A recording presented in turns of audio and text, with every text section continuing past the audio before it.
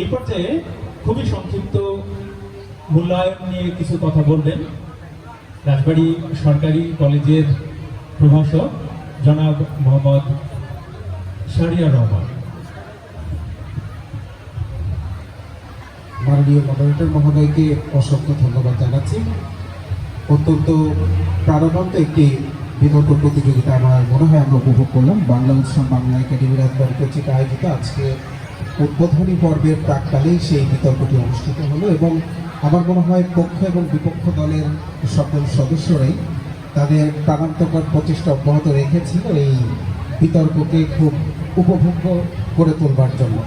আমি খুব সংক্ষেপে মূল্যায়ন করছি।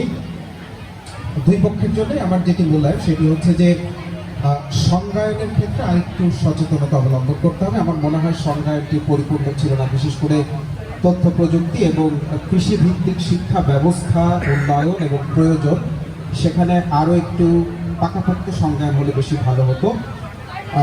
পক্ষ দলের যিনি প্রথম বক্তা ছিলেন তার ক্ষেত্রে আমি যে পরামর্শটি দিতে চাই সেটি হচ্ছে যে তিনি যখন কৃষিভিত্তিক শিক্ষা ব্যবস্থার উন্নয়নের কথা বলছেন, সম্ভাবনার কথা বলছেন, বেশি প্রয়োজনের কথা বলছেন, সেক্ষেত্রে বাংলাদেশের কৃষির যে সম্ভাবনা এবং কৃষিভিত্তিক একটি রাষ্ট্র গড়ে তোলবার জন্য সরকার কী কী উদ্যোগ গ্রহণ করেছে, আমাদের সম্ভাবনা কী আছে, চ্যালেঞ্জগুলো কী ছিল এবং সংকটের জায়গাগুলো আরও সুস্পষ্টভাবে আমার মনে হয় যে এখানে উল্লেখ করা যেত।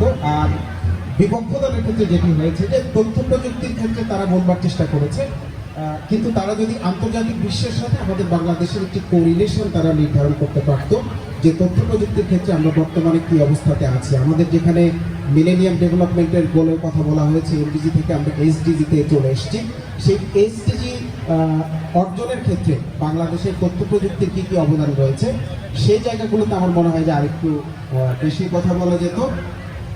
আর চুক্তি খণ্ডায়নের ক্ষেত্রে যেটি হয়েছে সেটি হচ্ছে যে পুনরাবৃত্তি হয়ে গেছে। আমার যেটি মনে হয় যে শুরুতে প্রারম্ভিক পর্যায়ে যে বক্তব্য তারা উপস্থাপন করেছে, যুক্তি খণ্ডনে প্রায় একই রকমের বক্তব্য দিয়েছে, যেটি আসলে যুক্তি খণ্ডনের ক্ষেত্রে খুব বেশি প্রাসঙ্গিক আমার কাছে মনে হয়নি। যুক্তি খণ্ডায়নের ক্ষেত্রে কিছু বক্তব্য দিয়েছে যেটি আসলে আমাদের বাংলাদেশের এই যে কৃষিভিত্তিক শিক্ষা ব্যবস্থা এবং কৃষির যে সম্ভাবনা এবং সরকারের যে উদ্যোগগুলো গ্রহণ করছে কৃষিকে বাঁচিয়ে রাখার জন্য, কৃষিকে সমৃদ্ধ করবার জন্য এবং আন্তর্জাতিক বিশ্বের সাথে সমন্বয় সাধনের ক্ষেত্রে কি করছে সেই জায়গাগুলোতে আমার মনে হয় যে বক্তব্য আর একটু আসতে পারত।